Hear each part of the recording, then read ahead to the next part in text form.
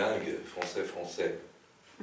Ça veut dire que j'en ai pas assez d'une vie pour la connaître, mais surtout qu'il y a Alors, le vocabulaire n'est pas toujours approprié. Je dis cet après-midi quelque chose qui peut se corriger. C'est-à-dire qu'il y a un genre de dépérissement de la langue en tant que telle, universellement.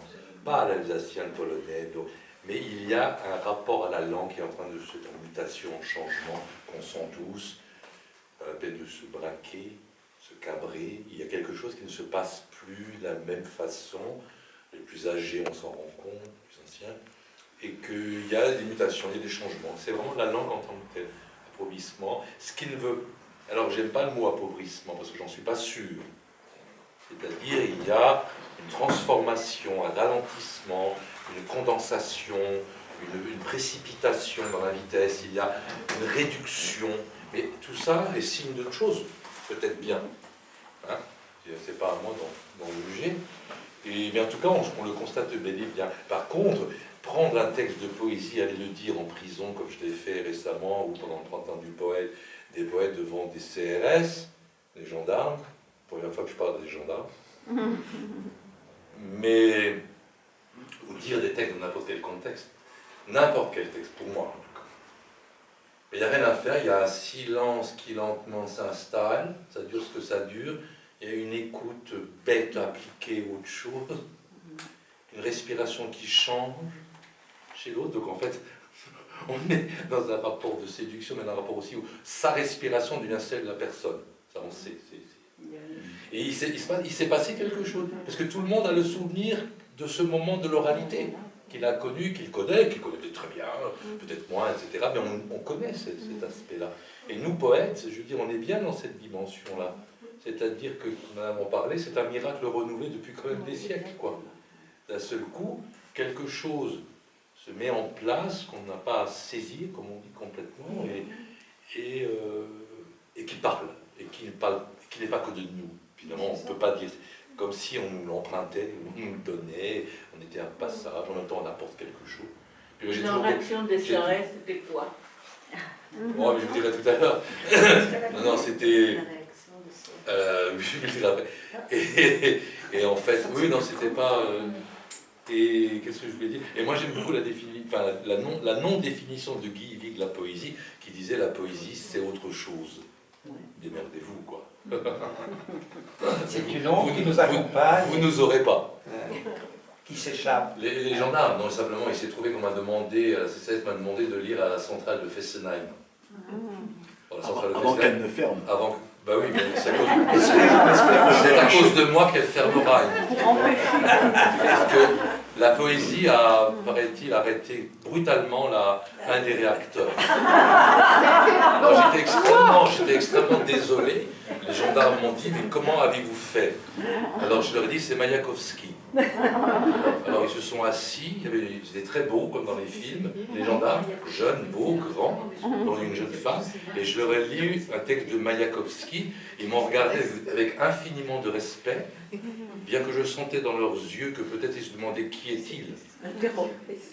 Je ne sais pas. Et ils m'ont dit à la fin, merci monsieur. Et ils m'ont laissé sortir. Quand je suis là. Donc, l'oralité... Sans te fouiller. Il y a du vrai dans ce que je dis, hein. Mais pour moi, l'oralité, c'est aussi ça. Ah oui, oui. C'est l'invention, l'inventivité, l'imagination, l'imaginaire mis en avant, et l'utopie.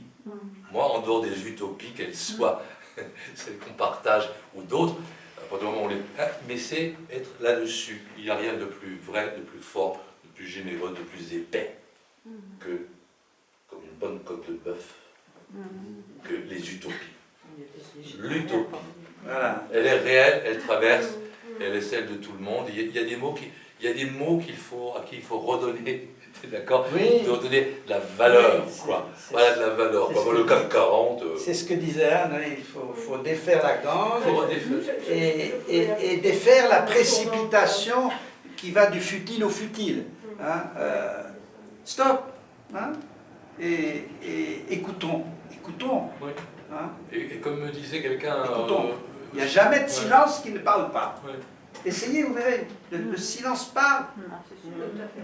Et comme disait pendant le printemps des poètes, des gens avec qui je parlais, il me disait, mais la poésie, ça peut ne pas être écrit.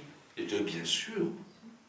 Hein, certains me parlaient de textes de chansons, mais bien entendu, magnifique, ou de simplement d'autres formes au monde écrit. Donc je veux dire, c'est un rapport au monde, c'est un état d'esprit. Et puis on a tous quelque chose de cet ordre-là qui palpite, qui rédine. Qui vient de l'enfance. Oui, c'est pour ça qu'Ali parlait des petits et des miracles de leur écoute et de leur recréation immédiatement. On l'a bien vu avec nos petits-enfants, souvenez-vous. Il y a des moments de miracles absolus, de trouvailles, d'auto-tamponneuses verbales que l'enfant suscite, et des feux d'artifice comme ça. Absolument pas prémédité d'ailleurs, mais c'était en lui, voilà, c'était dans l'enfant. Il faut lire aux enfants. Hein, Vladimir, comme disait Guy Bedos, que dire, moi je m'occupe de mes petits-enfants, je leur raconte des histoires le soir. Goldorak. Alors il y a un sketch comme ça, je ne vous le fais pas, où il prend bien le contrepoint. Goldorak, et ils ne dorment pas, les liens. Donc effectivement, je crois que l'écriture, comme la prise de parole, elle peut être intrusive, elle peut être généreuse, comme elle peut être redoutable. Les mots peuvent tuer, comme les mots peuvent aider. Quoi. Voilà, donc je pense que comment est-ce qu'on raconte. Armand ? Oui, si vous le permettez pour terminer peut-être, je veux lire le dernier aphorisme de Conrad Winter, tiré de l'aconisme. C'est le silence qui aura le dernier mot, mais il faut se taire au bon moment.